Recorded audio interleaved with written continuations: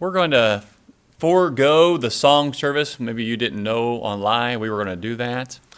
So we're going to have a shortened evening service, and then after the closing prayer, I'm going to come back up here. We'll do like a small little Bible class on 1 Peter 3, I think it's verses 17 or 18 and following, where it says that Jesus went and preached to the spirits in prison. It would help if I grabbed my Bible and I am the preacher, so I should do that. So we're going to go with the what we have here. Theo, if you would mind leading us in song. Jim North with opening prayer. I'll have the lesson. Gary, Lord's Supper. Oh, I don't think anyone here needs the Lord's Supper. And then Mick will have the closing prayer.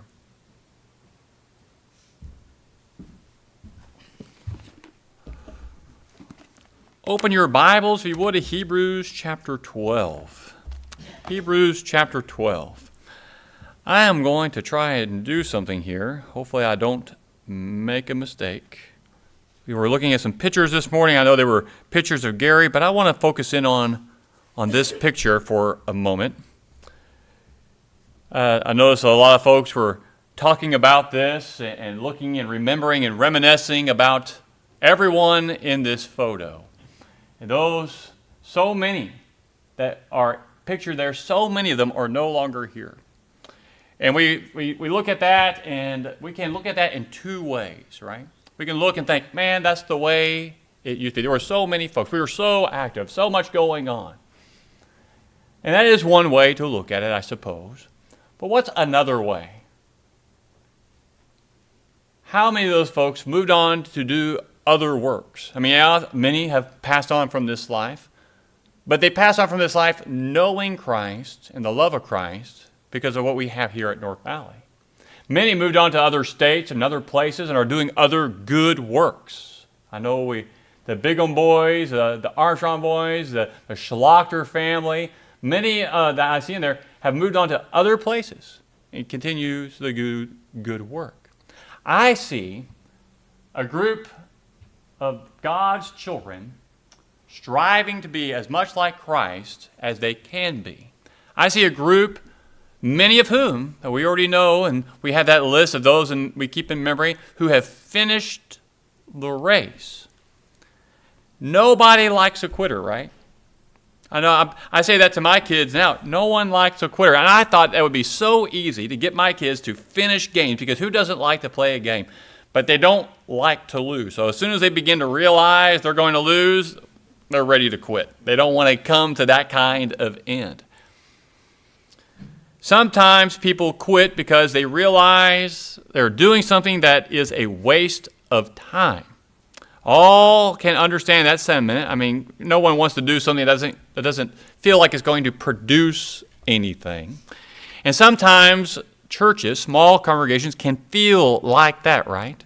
Like, well, they're getting so small. What good can they do? How much can they possibly get done? There's so few folks.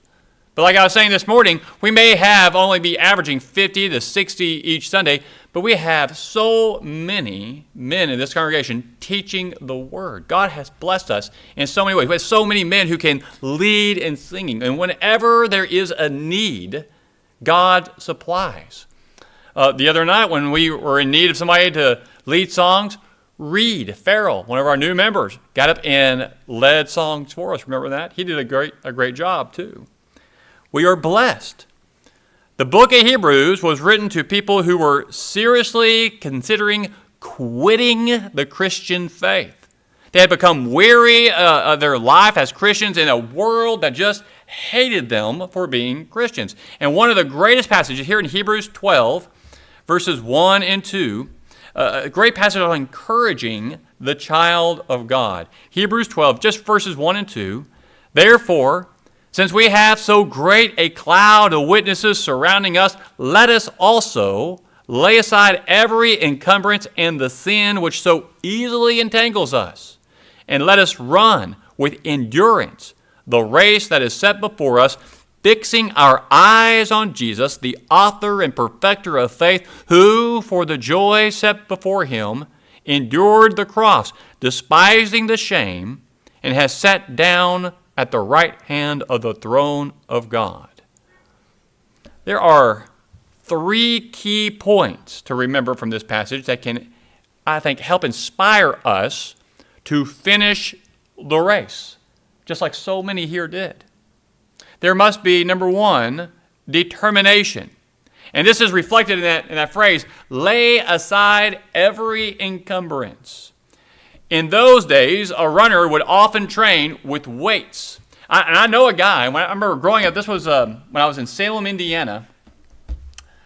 Will Blayton, I still remember his name. He loved basketball, but he was kind of short, and so he couldn't get up high over some of these tall guys. He couldn't dunk, but man, he wanted to. And we would play basketball every day after school. There was this place we would all meet at, and every time he played, he had these strap-on weights that runners would usually have. He would put 5-pound weights on each ankle, and he played basketball with 5-pound weights every time we played. And when he finally got picked for the team, he would still play with those, but when he played an actual game, he'd take them off. And he could run faster and jump higher.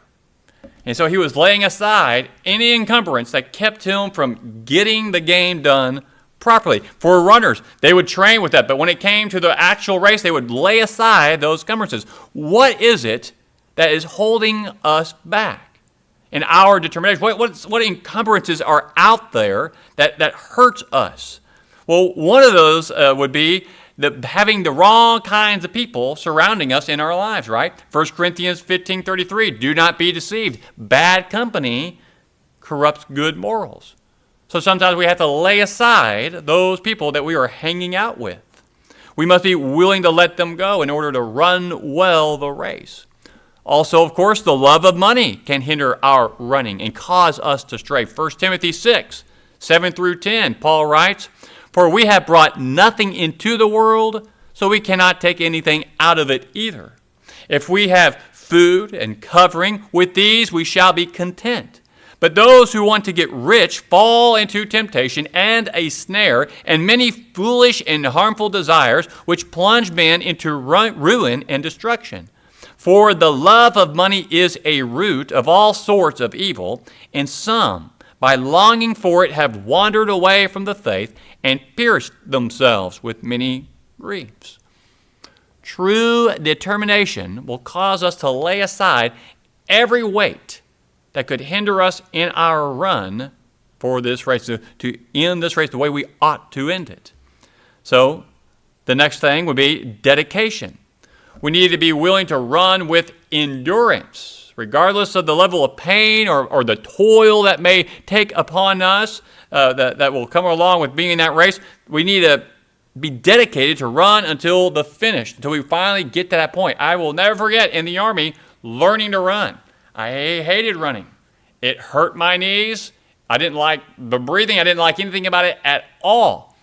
And I would run, and I would remember thinking, how much longer till I finally get to the end of this? And when I could see it at the end, I remember being able to see the end of this run we were on, I would find that the end of me to get past that, just get it over with and be done with. And over time, after the months in basic training and then 6 months in AIT, when I finally got to my duty station, I got to a point where I could run and run and run with it felt like no hindrance at all, because I was forced really to be dedicated to it in there. But when we dedicate ourselves to something, it's always difficult in the beginning, but the more we do it, the better we get at it. Just like with leading singing, right? Or maybe teaching, or whatever it might be, the works and the talents that God has given us, if we use them for good works. As we already know about the story of those 3 men with the talents, whatever we do well with, what we have, God will give us more. He will bless us if we use the things He has given us in a way we ought to for the kingdom at hand. 1 Corinthians 9:27, Paul writes, but I discipline my body and bring it into subjection. There will be no dedication without a little bit of discipline, right, in the things that we do. There must be direction. The Hebrew writer tells us that we are to be running, fixing our eyes on Jesus. And that Greek word for fixing our eyes is literally consider attentively what it is that we are focused on. We don't just occasionally consider the captain of our faith, Jesus the Christ. Instead, we keep our eyes fixed on his great example. Notice what happened to Peter. Remember when Peter was in the boat and he saw Jesus walking on the water? And he said, Lord, ask me to come out there to you. And he came out there and he began to walk on the water. But as soon as he took his eyes off Jesus and saw what was going on around him, become distracted, he began to sink. And it's easy to do. We still do that. We look out there and we see all the things happening in the world and it looks terrible, like we're going to lose, right? It looks like it. But we haven't. The book of Revelation lets us know we have already won. We need to be determined. We need to have dedication. We need to have direction. So how well are we doing in our race? We know that Jesus wants us to finish the race, to get to that finish line. And he will assist us in that in any way he can. We need to remember, I think, these three words: determination, dedication, and direction. And so I pray that we think on these things. I pray if they bless you in your walk and in your run, and that we always keep in mind that even though our numbers may be few, God can do great things with us. He could do great things with just two of us or one of us. We just have to be willing to keep on keeping on for the Lord. Let's think about that as we stand and as we sing. I thought it was during the Bible class. Oh no, I don't think we can. I don't think it's right during a worship service to have a class where everyone can respond. I think that's only the preacher can. But that's why I wanted to wait till after the closing prayer, so the service is over, and now we can have a Bible class. Yay! Thank you. All right, open up your Bibles at 1 Peter, chapter 3. I honestly did not prepare to do this, but we're going to give it a try. So yeah, chapter 3, verses 18, I think.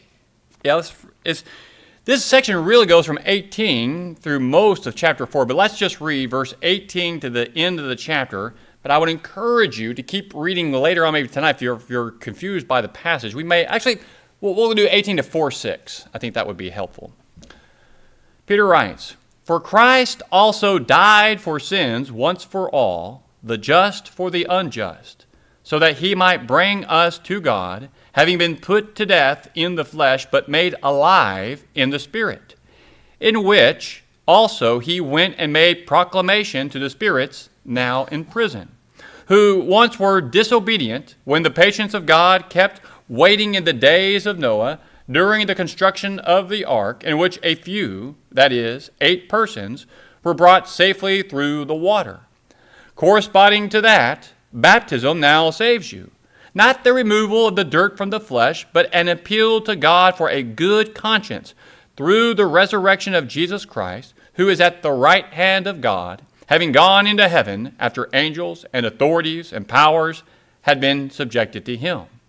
Therefore, since Christ has suffered in the flesh, arm yourselves also with the same purpose, because he who has suffered in the flesh has ceased from sin, so as to live the rest of the time in the flesh no longer for the lust of men, but for the will of God. For the time already past is sufficient for you to have carried out the desire of the Gentiles, having pursued a course of sensuality, lust, drunkenness, carousing, drinking parties, and abominable idolatries. In all this, they are surprised that you do not run with them in the same excesses of dispensation, and they malign you. But they will give account to him who is ready to judge the living and the dead. For the gospel has for this purpose been preached even to those who are dead, that though they are judged in the flesh as men, they may live in the Spirit according to the will of God." I want to read verse 6 there one more time. Notice what he writes. "For the gospel has for this purpose been preached even to those who are dead." It's been preached to the dead, that though they are judged in the flesh as men, they may live in the Spirit according to the will of God. How are they dead here? Physically dead or spiritually dead? Yeah. This is just a similarity of what we're going to look at here in chapter 3, where it says in verse 19, in which also he, Jesus, went and made proclamation to the spirits now in prison. So here, and starting in verse 18, Peter turned our attention to the suffering of Christ in the midst of his discussion of our suffering going on in the full context of what's happening here. He did this. Jesus did this earlier, Peter did this earlier in the exhortations to the servants who suffered unreasonable masters and how they were treated. And so there's no more comforting words to those who suffer unjustly than is a picture that offers greater consoling for us than we see there at the cross. At Calvary, God chose to suffer with us. That crucifixion took away all our sins.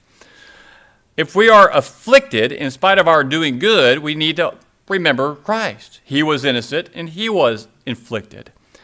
But I want to drop down and focus in on that expression, having been put to death in the flesh, but made alive in the Spirit. Varied interpretations to this of what it might mean. Some see this as a reference to the resurrection of Jesus, but the wording, I think, opposes that. The resurrection of Jesus was not his being made alive or made to live, really, in the Spirit. In the resurrection, he came back to life in his flesh or his body, not in spirit, because his spirit never died, right? So there's also a continuation of this concept of spirit in verse 19 when he writes, in which also in his spirit he went and made proclamation to the spirits now in prison. So the way we interpret this has to be used in both ways. What spirit means in 19 is what it means in verse 18. A lot of commentators suggest that Christ went to the Hadean realm and preached there.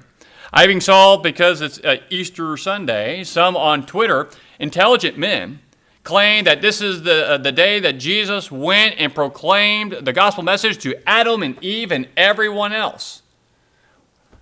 Now, what good is that going to do them? Now, remember, this is a class, so feel free. What good would that do to go to the Hadean realm and preach the gospel message to those on either side of the Gulf? What good will it do them? None whatsoever. Why? You can't. If you're on the bad side, you can't get across. All right. If you're on the good side, it doesn't matter. That's right. What good? It's their where their head is already set. They're in prison. They've already been convicted, and the judgment is set. Some to life, some to death. And no amount of words or preaching is going to change any of that. So that doesn't make sense for that to be what's going on here, right? Question? No? Okay. So maybe there's something else. If Peter is not speaking of the resurrection or Christ preaching to the spirit realm, then what is he referring to? We can unravel some of these things. There's a Greek phrase here. It's called the men day construction. When two words, men and day, in the Greek are found, they're translated on one hand, it's this, and on the other hand, that. You got this men day construction found here. You see it also in chapter 4, verse 6. So again, for the gospel has for this purpose been preached even to those who are dead, that though they are judged in the flesh as men on one hand, they may live in the spirit according to the will of God on the other hand. Though he was made to die in the flesh, he continued to live in the spirit. In other words, from the perspective of his flesh, he, Jesus, was dead. But from the perspective of his spirit, he lived on. And so that seems to be confirmed with that parallel there in chapter 4, verse 6, concerning us, who may from man's perspective, we are condemned while in the flesh, but who are saved by God on the level of our spirit. That goes back to what we talk about with the book of Revelation and even the book of Daniel. When you look out in the world, it looks like we're losing. Does it look like we're losing as Christians when you look at it in the world? Yes. And that's the fleshly way of looking at it. It looks like we're losing. But on the level of the Spirit, are we winning or losing? No. We won. There is no winning. We've already won. That was a trick. I apologize. We've already won. Yeah, you can punch me later. Out back, I'll be late. You can start without me. Now, the word spirit can mean a number of things, but here I think it has to refer to the inner man, to our nature. Our spirits are made up of our minds and our hearts. These are the aspects of our existence. It makes us all who we really are. So our spirits are our personalities. They represent who we are, our character and our nature. It was in this that Jesus was able to preach to people in Noah's day. It isn't that Jesus personally traveled back in time to Noah's era or that in some metaphysical way he preached. Again, look at those verses. Verse 19. And notice the sentence structure doesn't end with the end of the verse. It's a comma, not a period. In which also he went and made proclamation to the spirits now in prison, who once were disobedient when the patience of God kept waiting in the days of Noah, during the construction of the ark, in which a few, that is 8 persons, were brought safely through the water. So, he made proclamation to the spirits now in prison. How did Jesus make a proclamation to those now in prison? How did he do that then? Okay, his preaching. But how did it happen in Noah's day? How did the people in Noah's day hear the good news? By Noah's preaching. Yeah, thank you. By Noah's preaching. That's what I was wanting to hear. Noah's preaching. So what is similar between Noah's preaching and Jesus' preaching? All hear. Huh? All will be hearing. All will be hearing? They'll hear the word. Okay, they'll hear the word of God. Yes. Yeah, God's will. The righteous. There is a right way. God's way. So, in essence, Noah had the Spirit of Christ. He wanted people to fall in line with the mind and the heart of God, to do it his way. Jesus did the same thing. And so that is what he's saying. And notice again back in verse 19, made proclamation to spirits now in prison. He made proclamation to them when they were here through Noah, but now it's too late. They're in prison. If you're in prison, your judgment is set. They're in prison now. But people don't read this the way they ought to. They read that and think, oh, he went to the Hadean realm and preached to them there. That makes no sense. But what religion comes up with another idea about what this means? The Catholic Church, how do they interpret this? Purgatory. What is purgatory for the Catholic Church?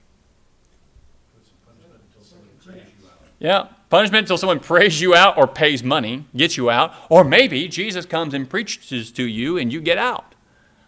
That's what they're thinking. But that's not what this verse is saying, is it? All Peter is doing is showing a correlation. Just like in Noah's day, they heard the message. Only 8 were saved. And how were they saved? Through water. Corresponding to that, it still happens that way today. We heard the message, and we are baptized into Christ. So the proclamation of spirits now in prison isn't that he went to their prison and preached, but that's where they're at now. But the proclamation happened in the days of Noah, and he's making a correlation between the two. All he's doing with that verse 19 is connecting what Jesus did and what Noah did as being the same thing. That's all he's doing, and we've taken it and made it difficult to understand. So I hope that's helpful. Any comments or questions on that? Is what I'm saying helping you, or did I make it more confusing? Please be honest. Helpful. I hope so. It's not that hard. As we've seen in many places and many times, what makes it difficult is all the different teachings that are out there. Just like at times I'll say, Christianity is not that difficult. It's that we have to do it here that makes it so hard. If we could go and be a Christian in heaven, would that be easier? Yeah, we have no problem at all. It's just that we live in a world where we have all kinds of temptations, constantly vying for our attention. So, like our little devotional was during this evening, we need to keep our eyes fixed on Christ. And that's Peter's point here as well. Keep on keeping on for the Lord. If there's nothing else, any comments or anything else you want to look at or want me to look at a little closer from that passage or somewhere else in the Bible? Any questions you may have? In the New Literal Translation? Okay. So I'm not sure. I'd have to look at that a little closer because New American Standard has, they may live in the Spirit according to the will of God. That though they are judged in the flesh as men, they may live in the Spirit according to the will of God. In that we're still living this life, and there's always that possibility that we could fall away, but as long as we stay in the light, we have life. And the dead here, I think that the literal translation did get this out. The dead here is those who are dead spiritually, but we're dead, not dead spiritually, but we're destined for death in that we're going to die. But spiritually, we're alive because the flesh is going to die, right? There's no way around that. We can't stop that. The only person who ever come back from death to never die again was Jesus. Oh, when he comes back again. So again. And then it'll be all done. All right. Anything else? All right. Good class. Yeah, I would love it if we put in the ears of the elders. We have a shorter evening service and do a Bible class every evening. That's just my thoughts. Take it with a grain of salt.